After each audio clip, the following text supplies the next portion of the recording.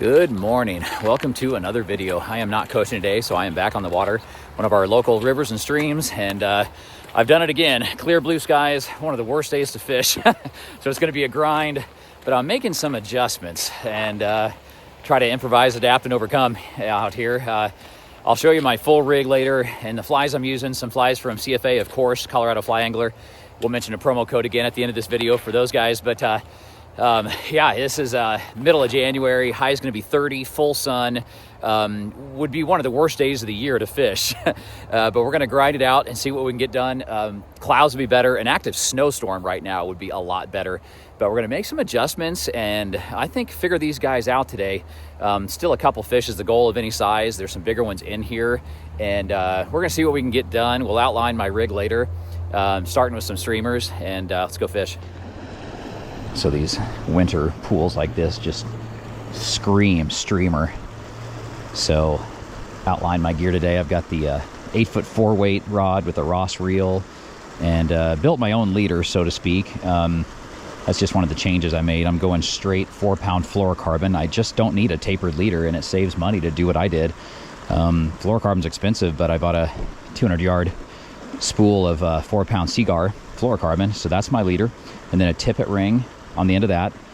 Went ahead and put a split shot above the Tippet ring, and the Tippet ring will keep the split shot from dropping down the line. And then about 18 inches of additional 4-pound fluorocarbon to a weighted streamer, and then about 16 to 18 inches of more 4-pound fluorocarbon from the streamer eye, not the bend of the hook, but the eye, to another CFA leech.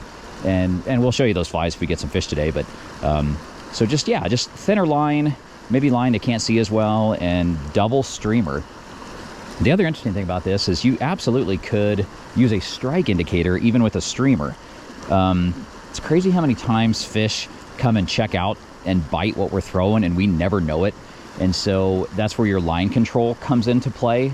And we're going to go over that later, but you know, sometimes a strike indicator is not a terrible play with a streamer if you're getting it down deep enough just to detect those strikes. But if you have good line control, you can still get a hook set.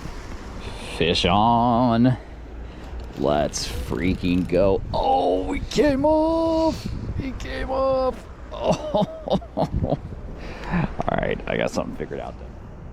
Actually, a really good start so far. Missed one hit in the first 20 minutes, and so much fun. I had a 14-inch trout, looked like a rainbow, maybe a cuppo, probably a rainbow, just right in front of me, 2 feet in front of my waders. So I dropped the Pandemic Special right in front of him, not expecting much, and he had a go at it. He didn't bite it, but he chased it back to my feet. It was awesome. I know that Chris was saying this is a fly that he uses 12 months of the year. I mean, this is one of his go-tos. You could use it as a lead fly or a trailing fly. I have a trailing behind kind of a larger leech, but he was all over that. Look at that sexy purple, so cool. So like we already said, I mean, if you were to pick one of the worst days of the year to fish, it'd be today.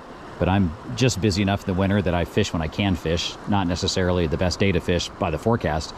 So but yeah, I mean, full sun. It's actually partly cloudy now, but pretty much full sun. Mid-January, high of 35, 33 degrees or so. Ice and slush every time you cast. A lot of times I'm hooking slush and ice. And just this full sun, I just think they're more wary of overhead bird strikes when it's sunny. And you'd be better off in a snowstorm right now, like I was saying, or full clouds. I was talking to Uncle Donald in Kansas about, Hutchinson, Kansas, about the barometer. And man, there's something to that for sure. He knows about one of my best days ever, fishing for trout with the Gulp minnow of all things, up at west of Walden. And that was absolutely a barometer change, a barometric pressure change. Fish have air bladders that are also called swim bladders, and that is the part of the fish that that can detect the barometric pressure change. So when the old guy on the river comes up to you and says, you know, oh, it's slow today because the barometer, I mean, he's onto something. He may not know exactly what that means, but he's actually onto something. So that change in pressure can turn him off or turn him on severely. And that was another bite. So it can really, I mean, turn them off or on severely with that barometric pressure change and what they detect in their air bladder and swim bladder. The air bladder, that's the same thing that helps them stay, you know, stay good in the water and get from spot to spot. That's what picks up the barometer, and that absolutely can impact your fishing. It can turn them way on or turn them way off.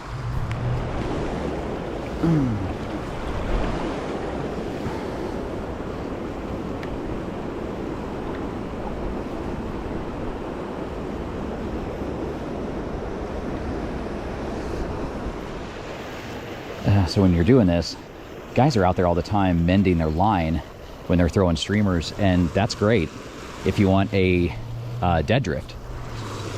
But that's not necessary. See my line, that bend in the front? That's actually okay if I don't have a dead drift. If that streamer or leech is going faster than the current, that's okay, because that could look like a bait fish trying to escape and get away. Buddy of mine sent me an awesome video from Kelly Gallup, just a great refresher on the ways to fish a streamer, and he was talking about how the dead drift can be effective, and that's where you would mend your line. But he was also, you know, outlining a jig and strip, and very important that you strip the line too. So, you know, lift the rod up and then take in the excess, lift the rod up, take in the excess, or a jerk and strip. So a jerk and strip off to the side. And when he's doing the jig and strip, it's not a snap jig. He's just trying to get that to go gently off the bottom, up and down, you know, kind of like this, not like that. Because after all, with a 4-weight fly rod, there's not a lot of leverage here anyways. And you have this heavy line out there. You got your line out there. So there's a lot of ways to fish streamers. Probably the least common bite for me is a strip against the current. A pool like this is a little bit tricky in that sense, because where I can stand kind of forces me to strip some against the current, as opposed to like a traditional upstream throw and letting it work downstream. But I can jig and strip, jerk and strip, or dead drift this today. But I want to get it on the bottom. I'm almost sure. So here's a spot here that I know there's fish. Okay, so right there, I know I'm in the hunt. I know there's fish. But I also know it's cold, they're lethargic, it's nearly full sun. It's just horrific conditions for fishing. These fish can see me. I guarantee it. I'm, you know, trying to do my best, but I guarantee they know I'm here. They can see me. And the streamer bite, you know, missed a couple that you guys saw. The nymph and indicator rig has landed one, but you just got to keep changing it up. You know, size 22, size 24, midges, betas, tiny flies. We got our only one landed on a CFA fly, and, you know, we missed one on a pandemic leech, CFA leech. That was completely and totally my fault. But you gotta figure it out. You just have to keep adjusting, adapting, figuring it out. But I mean, at the moment, this spot is almost like Cheeseman Canyon tough. I mean, it's not that tough, but it's kind of similar. It's clear water. You know there's fish here.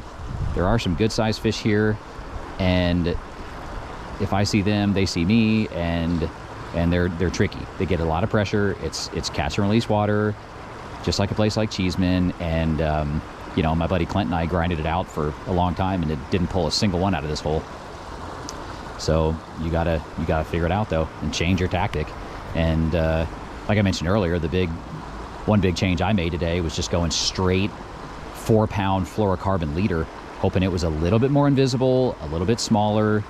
You know, even if I lost a quality fish, that would be okay. I just wanted to get some more action than we got last time we were here. And obviously, you know, just these tiny flies change has been a good help. Tell you one thing, Kelly Gallup, you can YouTube him. He's one of the masters. I mean, he's one of the masters. And he said something that I always talk about. You know, vary your cadence and retrieve and presentation before you change your flies or lures. Man, is that important, you know, to just vary your cadence, retrieve, and presentation before obsessing about color and everything like that. So that's what I'll be doing today. Fish on. It's a baby. Your other one was much better size, but we'll take it. Oh my gosh, he came off too.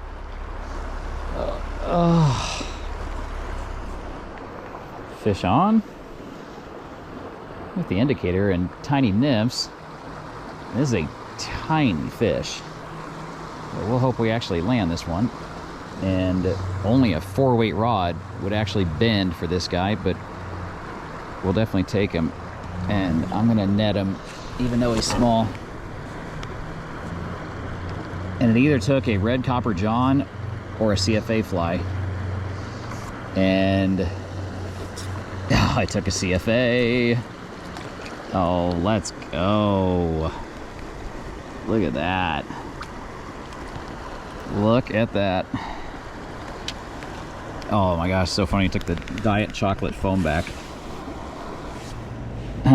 Gorgeous little brownie out of this pool, but I got my hands wet, and I know I didn't need to net him, but it's not going to hurt him. Just want to show you guys what he took. Right there, top of the snoot, diet chocolate foam back. Becoming my confidence fly with CFA. But beautiful, beautiful brownie. Look at the colors.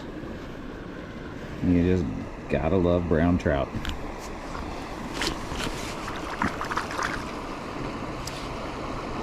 You guys always say, don't net this size, barbless, everything else, and I get it, I do that, but I'm proud of this fish. This was work today, unreal tough conditions, so these nets do not hurt them at all. You know, when they slip out of your hand and you're trying to release them without a net, you know, and you drop them 5 times, look at it, he can swim around and get his wits about him in this big flat bottom net, especially a small fish, and he is going to be just fine. And this is an extremely tough day where we had said 1 to 2 is the goal, so I wanted to net him, and these rubber mesh nets do not hurt them at all. This is a $150 net.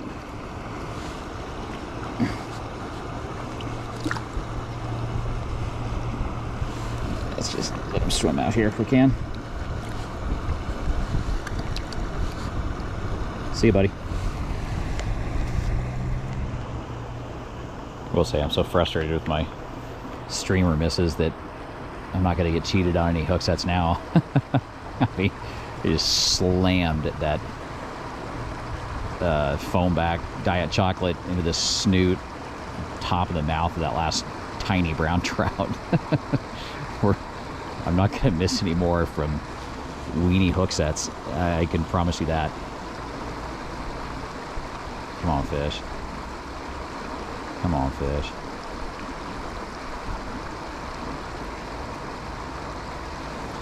I'm gonna rest this pool, try another one, but tell you something interesting that a lot of people don't realize about trout and how often they eat. A trout of the same species, let's take the brown trout, who eats more often? A little one, a 9-inch one, or a 22-inch one? And it's kind of counterintuitive. It's the little guy. The little guy eats way more often. He needs a lot more calories to grow, and the big one has more calorie stores and just doesn't eat near as often. It's almost like with a big brown trout also, if they take a mouse or something huge, then they're good for a while. But that little guy is constantly feeding as he's growing, and that's all the more reason why big trout are harder to catch. There aren't as many big trout. Your line gets bit by the small trout first because they feed more often. And of course, you know, big trout could be, quote, smarter or more wary and more savvy. But yeah, for all those reasons, that's why we catch small ones more often and the big ones can elude us. It was so tricky last time. Went with a friend and we got one fish between us all day.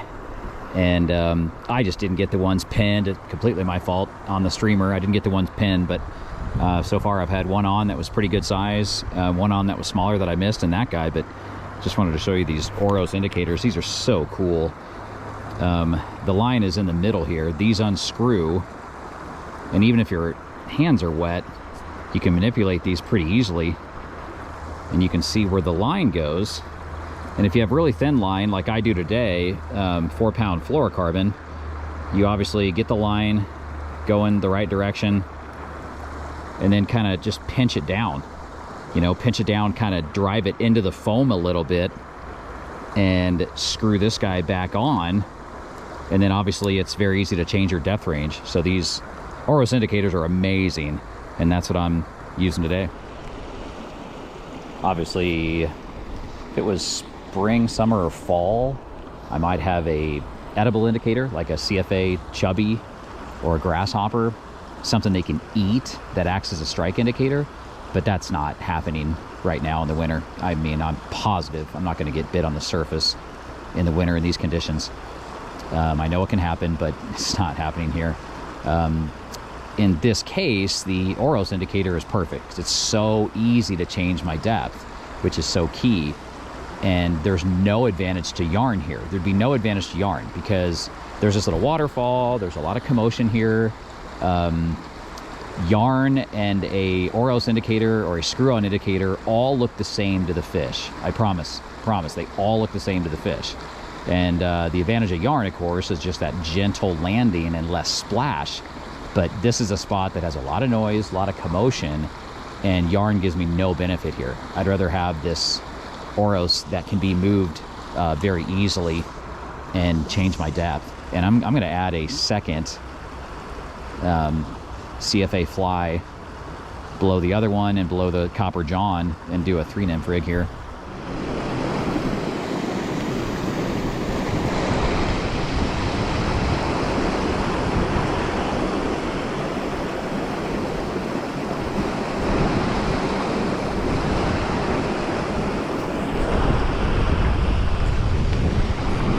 Let's go. Fish on.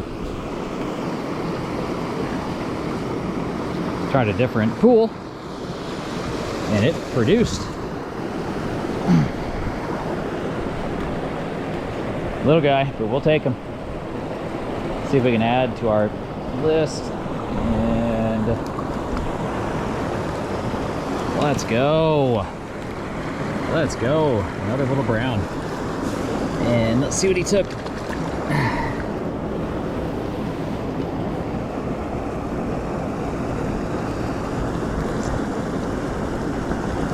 Oh, he choked it. There it is.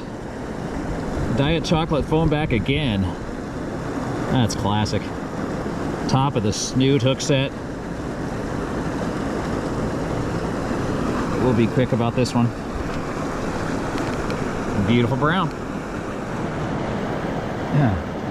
Look at that. That's a fish. Very easily getting his wits about him. In the rubber mesh net, flat bottom. Maybe he's looking really good, really healthy, so might do an underwater release here.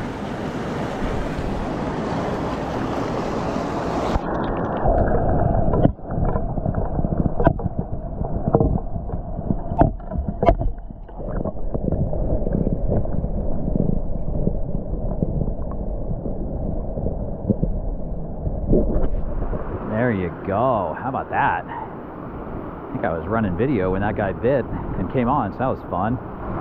And that's the second fish landed of the day. The second on the Diet Chocolate foam back, size 20. We also added a light olive scarface to the rig that I wouldn't be surprised if it got bit as well. And we're leading with the big old red Copper John. It's almost like an attractor fly. That's not a CFA fly. I mean, he could make that in his sleep, but we're leading with the red Copper John.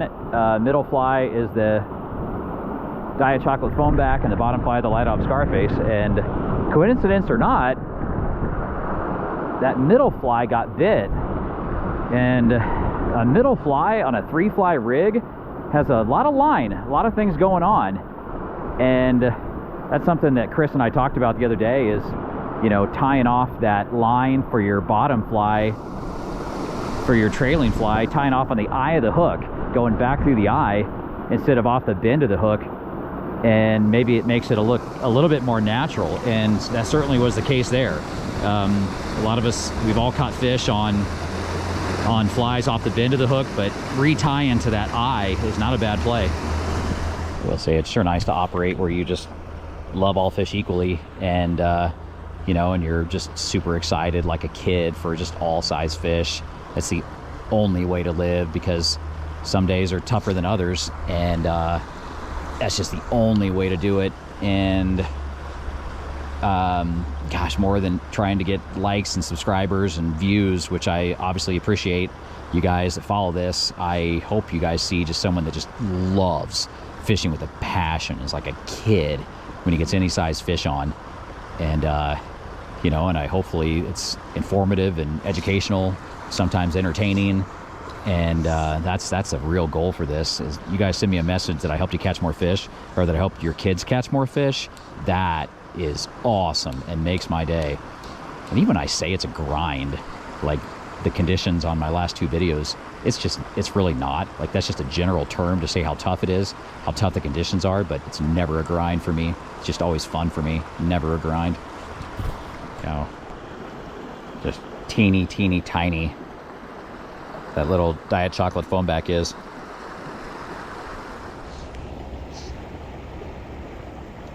Fish on. Ice on. Oh my gosh, that was crazy. Well, this illustrates how tough the conditions are. I thought I felt a actual wiggle of a fish, but we landed another ice chunk. And that's a nice one though. Yeah, I don't need to net it. That was interesting. A glacier broke free from up in here and came down, and you couldn't throw for like 5 minutes after I caught that ice fish. And that will end today. A huge ice chunk comes down the river, snags my top fly, and takes all 3 of my flies. So that's gonna signal an end of the day. But again, the Orvis indicator remains, and so does my connection to my Tippet ring. So all the more reason that the Tippet ring is a leader saver. I didn't even use a leader because tapered leaders are so expensive. Straight 4-pound fluorocarbon saves you money. And look, a 6-pound chunk of ice broke off my entire rig, except my Tippet ring's still here. So that's why these are a leader saver. So I think that's gonna do it for today. What a day. That was fun. I had said at the outset the goal was 1 to 2 fish any size, and sure enough, I caught 2 tiny ones in the net, and I'm okay with that. You kind of know what you're going into. Just one of those days, missed a couple others you guys saw, but one of those days where you feel like if you were a pro, you wouldn't have done much better, or if you were with a pro or a guide on this water, you wouldn't have done much better. Just, you know what you're getting into on days like this. But yeah, very happy, and tried a lot of different things. And how about that? The only 2 in the net were CFA flies, and the 2 missed were Colorado flangler flies. So the pandemic special, the purple leech for sure was what was bit, I think, on the 2 that got away that we saw here. And once again, yeah, to check him out at coloradoflyangler.com and use promo code Coach Steve, all one word, all caps, Coach Steve, for 30% off a one-time purchase. A few of you guys have already done that, so we know it works. And fun day. That was a blast. Yeah, definitely the proverbial grind, but got some things accomplished, and it doesn't get any prettier than this section right here. So that was fun. One of you guys said, you know, I always support local fly shops. Well, I do too. But make no mistake about it, Chris is local. He guided and worked and lived in this area on the Front Range for years, and now he's on the western slope of Colorado. So he is local. And in fact, I relate to him even more than some places you can buy flies, because he's a family-owned LLC. He's just like me, just like my Williams Tennis School LLC. He is a family-owned, locally owned business. So I actually relate to him more than even a local fly shop, in a sense, that I'll continue to support. So just so you guys know, he's the real deal, and his flies got it done today. And I appreciate you guys watching. We will catch you on the next video.